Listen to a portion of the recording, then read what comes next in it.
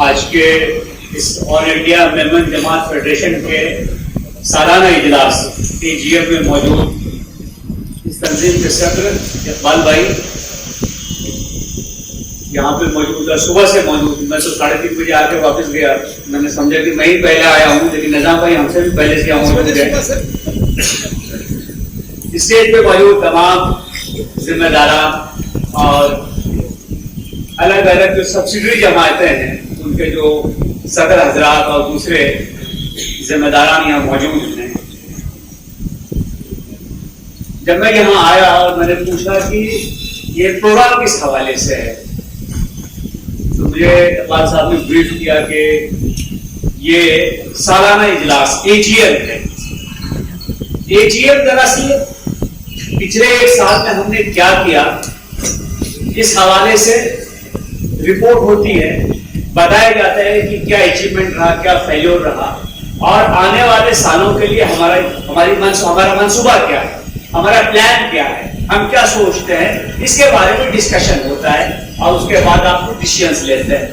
اس حوالے سے programme AGM کا ہوتا ہے. سوال اس بات کا ہے کہ ہم AGM اس تنظیم کا کیوں کر رہے ہیں، ہم نے جماعت بنائی کیوں؟ کیا ہم لوگ خوشحال نہیں تھے، اپنا کام دھندا نہیں چل رہا تھا، اپنا سوشل لائف نہیں تھا؟ یہ سب تو تھا. تو پھر جماعت بنانے کی ضرورت کیوں پیش آئی؟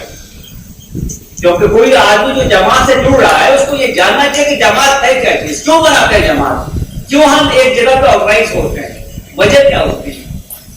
تو جہاں تک میں سمجھتا ہوں کہ جب ہم کوئی آرگنائزیشن فارم کرتے ہیں تو اس کی بنیاد ہوتی ہے کچھ شیئرڈ ویژن، کچھ ایسی چیزیں جس کے بارے میں ہم ایک جیسا خیال رکھتے ہیں اور یہ چاہتے ہیں کہ ساتھ میں مل کر ہم اس مشن کو حاصل کریں، اس مقصد کو حاصل کریں. تو جماعت کا مقصد ہمیشہ بہتری کے لیے ہوتا ہے. یہ جماعت کوئی پولیٹیکل پارٹی نہیں ہے، یہ جماعت اور کسی کام کے لیے نہیں بنی ہے. آپ کا جو رپورٹ ہے وہ رپورٹ یہ دکھاتا ہے یہ جماعت بنیادی طور سے سماج کو آگے لے جانے کے لیے بنی ہے. سماج آگے کیسے جاتا ہے؟ جب سماج کو آگے لے جانے کے لیے بنی ہے تو ہم کو یہ سوچنا چاہیے کہ سماج آگے کیسے جاتا ہے. دنیا میں بہت سارے لوگ آگے گئے. اگر آپ کو یاد ہو قریب 500 سالوں تک اسپین میں مسلمانوں کی حکومت رہی ہے. اسپین فتح ہو گیا تھا، طارق بن زیاد رضی اللہ عنہ نے اسپین کو فتح کیا. اس کے بعد 550 سال کے آس پاس مسلمانوں کی وہاں پہ حکومت رہی. بہت بڑی حکومت تھی اس زمانے میں. یورپ کی سب سے بڑی طاقت، سب سے بڑا پاور اسپین ہوا کرتا تھا. آج بھی آپ کارڈوبا جائیے گا، کردبا جائیے گا تو بڑی مسجد وہاں پہ بنائی لوگوں نے. اس زمانے میں بہت سارے وہاں کے اہل علم بھی پیدا ہوئے، فلاسفر پیدا ہوئے، ہسٹورین پیدا ہوئے اسپین میں. ایک تو وہ تھا جو اس علاقے میں تھا، عرب میں، عراق میں، ایران میں، پاکستان کے بارڈر تک ایک بڑی سلطنت ادھر تھی جس کو عباسی کہتے ہیں، اور ادھر عموی سلطنت تھی. تو مجھے یاد پڑتا ہے کہ ایک بڑے بزرگ نے اس وقت لکھا تھا یورپ والوں کے بارے میں، یورپین لوگ جو تھے، کہ یہ لوگ جن کے اندر زندگی کی حرارت بھی نہیں ہے، یہ تو جنگلوں اور غاروں اور دیہاتوں میں رہنے والے لوگ ہیں، جن میں تو کوئی زندگی کی رمق نہیں ہے. ان کا مستقبل کیا ہوگا، ان کا فیوچر کیا ہوگا؟ اتنی نا امیدی تھی یورپ کے بارے میں، یورپینس کے بارے میں. یہ کچھ 1400 کے آس پاس کی حکومت ختم ہوئی ہے. آج اور 600-700 سال جوڑ لیجیے، آج یہی چیز یورپین ہمارے بارے میں کہہ سکتے ہیں. یہ لوگ جن کے اندر زندگی کی حرارت بھی نہیں ہے، ان کا فیوچر کیا ہوگا؟ تو وقت کیسے بدلتا ہے، ان میں حرارت کیسے پیدا ہوئی، وہ آگے کیسے گئے اور ہم پیچھے کیسے آ گئے؟ جب کبھی ہم ملتے ہیں تو ہمیں ان چیزوں پہ بھی غور کرنا چاہیے تاکہ وہیں سے راستہ آگے کے لیے کھلے گا. تو یورپ آگے کیسے گیا؟ یورپ کو آگے جانے کی جو بنیاد ہے وہ 2-3 چیزوں پر. پہلی بنیاد ہے علم پر. یورپ کے لوگوں نے پڑھنا شروع کیا، پڑھانا شروع کیا، علم کو عام کیا، اس کی اشاعت کی، سب کو علم حاصل کرنے کے لیے لگایا. یورپ کے کایا پلٹ شروع ہو گئے. وہ سوال کرنے لگے جو بھی چیزیں اس وقت سماج میں موجود تھیں، یہ چیز ایسی ہی کیوں ہے، اس کی وجہ کیا ہے، اس کے پیچھے ریزن کیا ہے. اور اگر وہ ریزن ان کو اپیل نہیں کرتا تھا تو اس سے بہتر کیا کر سکتے ہیں، اس حوالے سے انہوں نے کام کیا. یورپ میں سائنس آ گیا، یورپ میں ڈیولپمنٹ ہو گیا. آج جو علم ہم پڑھتے ہیں، جو سبجیکٹ پڑھتے ہیں، اس میں تو 90-95% وہ ہے جو یورپ والوں نے ہمیں دیا ہے، تو یورپ آگے گیا. تو جب کسی جماعت کو آگے لے کے جانا ہے تو یہ چیزیں ہم کو اختیار کرنی ضروری ہے کہ پہلی چیز کہ ہم علم کو عام کریں. ابھی میں آپ کا رپورٹ کارڈ دیکھ رہا تھا، بہت ساری چیزیں، بہت لوگوں کی مدد ہوئی. مجھے اور خوشی ہوتی ہے اگر علم کے حوالے سے ہم کوئی بڑا ادارہ بنا سکتے، کوئی تنظیم کر سکتے، بہت سارے اسٹوڈنٹ کو ہم آگے بڑھانے کا کام کر سکتے، تو شاید اگلے 20, 25, 50 سالوں میں ہماری تقدیر اور بدل سکتی. میں کئی علمی سلسلوں سے جڑا ہوا ہوں. رامانی پروگرام آف ایکسلنس اس میں سے ایک ہے، اور بھی بہت ساری چیزیں ہیں. ہر سال سینکڑوں بچے آئی ٹی پہ جاتے ہیں، میڈیکل پہ جاتے ہیں، چارٹرڈ اکاؤنٹنسی پہ جاتے ہیں، نیوی اور آرم فورسز میں جاتے ہیں، لا میں جاتے ہیں. ایک چھوٹی کوشش ان کی ہے. اسی ڈھنگ کی کوشش ہندوستان کے بہت سارے علاقوں میں بہت سارے لوگوں نے کی ہے. اگر آپ آسام میں دیکھیے گا تو وہاں اجمل صاحب نے کچھ کوشش کی ہے، کچھ کوشش حیدرآباد میں ہوئی ہے، کچھ بنگلور میں ہوئی ہے. الگ الگ جگہوں پہ تھوڑی تھوڑی کوشش ہو رہی ہے. آپ کی جو صلاحیت ہے، آپ کی جو طاقت ہے، آپ کے جو ریسورسز ہیں، اور آپ کا جو علاقہ ہے، بچپن سے ادھر ہی مجھے کچھ نہیں دکھ رہا ہے. نہ بامبے میں دکھ رہا ہے کچھ، نہ گجرات میں بہت کچھ دکھ رہا ہے، نہ آپ رائے گڑھ چھتیس گڑھ رائے پور چھتیس گڑھ یہ جس علاقے میں دیکھ رہے ہیں. تو مجھے لگتا ہے کہ ہم کو اس بارے میں غور کرنا چاہیے، کوشش کرنی چاہیے. ایک اور چیز جو بہت ضروری ہے آگے بڑھنے کے لیے، وہ ہے اتحاد و اتفاق. آپ کو اگر اس کی مثال دیکھنی ہو تو ابھی میں یو ایس گیا ہوا تھا. جو جیوش کمیونٹی ہے وہاں پہ، جو یہودی جس کو ہم کہتے ہیں، یہودیوں کی جماعت ہوتی ہے. انہوں نے علم کو آگے بڑھانے کے لیے، صحت کو آگے بڑھانے کے لیے، ویلفیئر کو آگے بڑھانے کے لیے کتنی کوششیں کی. جو لوگ ٹیلنٹ رکھتے ہیں، صلاحیت مند ہیں، ان کو پروموٹ کرنے کے لیے. آپ کو معلوم ہے جو ہم فیس بک پہ ہم سب کا اکاؤنٹ ہے، فیس بک کے جو فاؤنڈر ہیں وہ ہے مارک زکربرگ.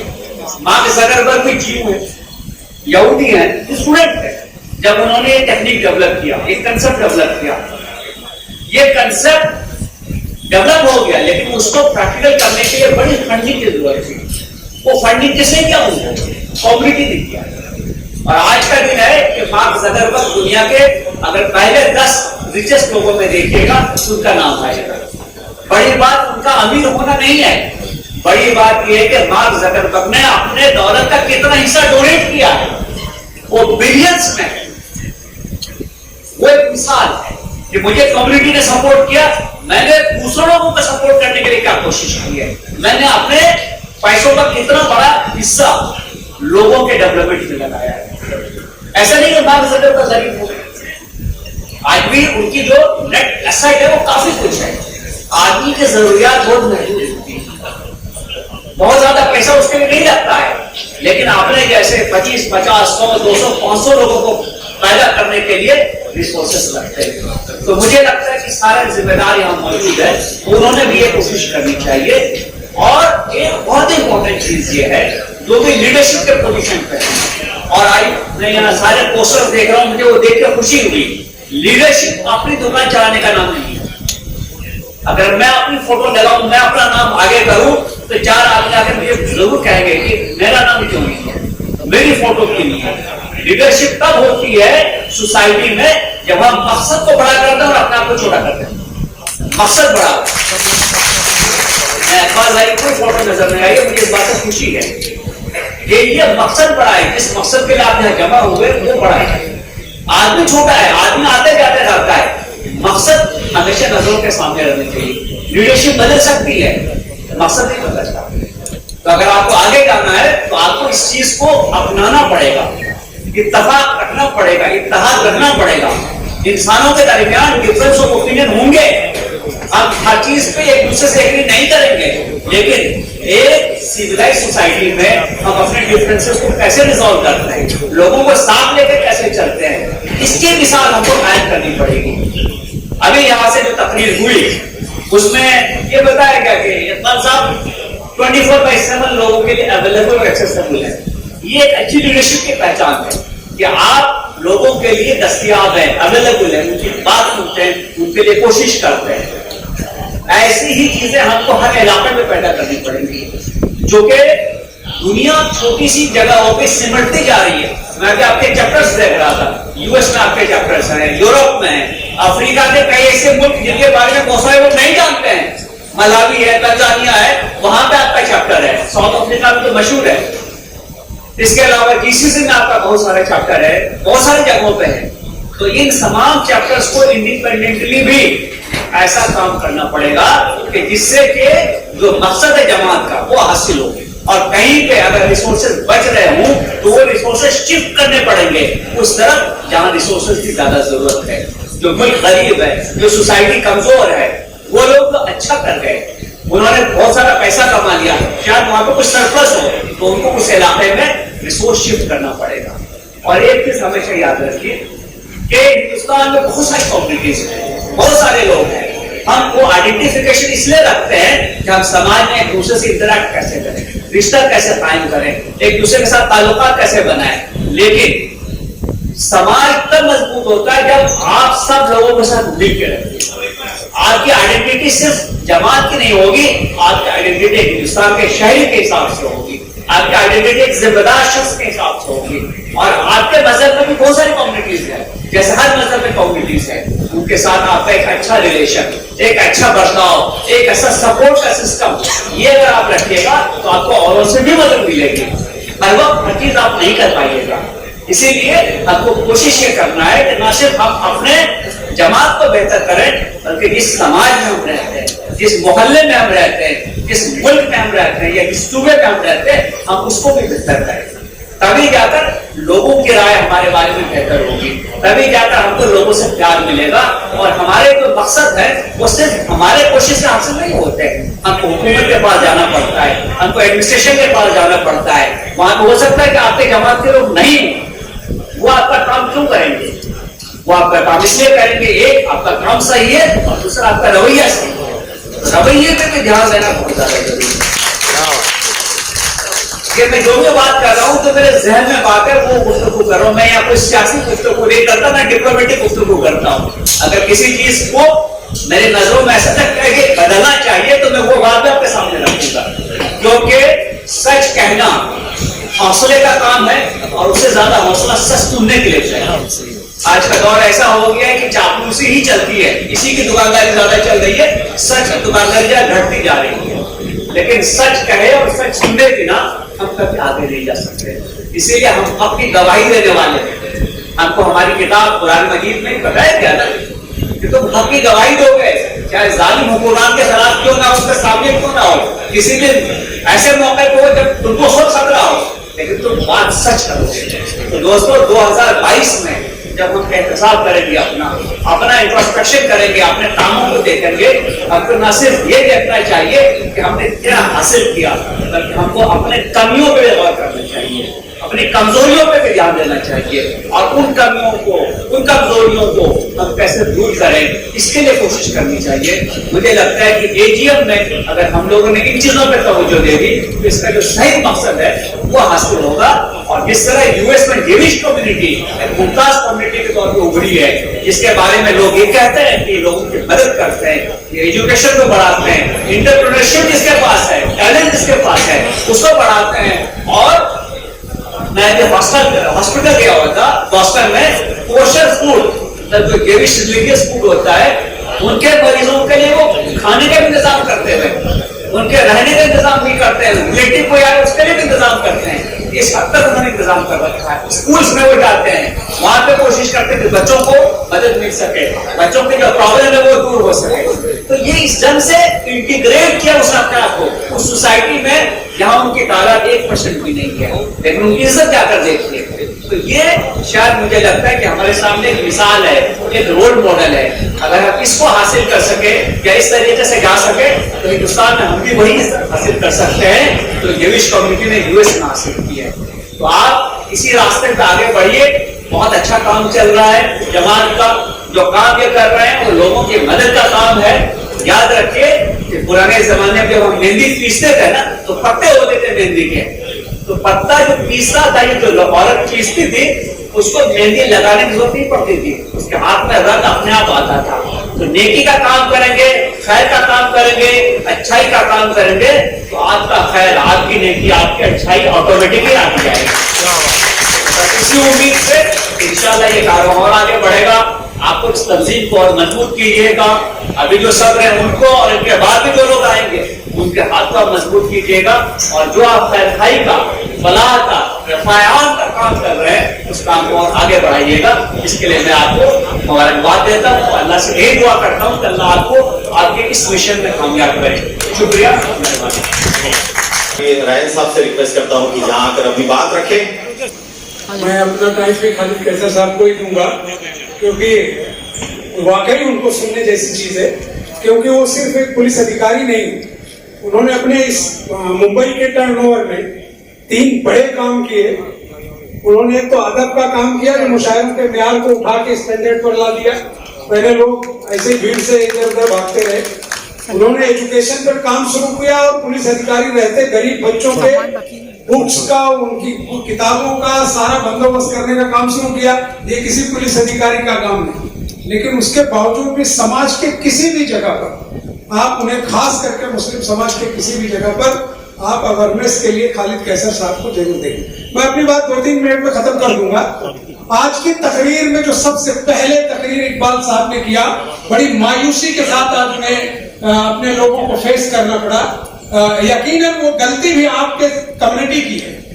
غلطی اس لیے آپ کی کمیونٹی کی ہے کہ جب آپ الیکٹرل رول کی پالیٹکس میں آپ کا آدمی نہیں ہوگا تب تک آپ کو یہی سزا ملے گی. اس لیے آپ کو کوشش کرنا چاہیے کہ آپ کے آبا و اجداد نے اس میمن کمیونٹی کے کئی ایم ایل ایز پیدا کیے, ایم پی پیدا کیے, اور ان 10 سالوں میں ایسی کیا بات ہوئی کہ آپ کی کمیونٹی کا ریپرزنٹیشن विधान सभा और लोकसभा में खत्म हो गया. क्या आपने कभी सोचने की कोशिश की?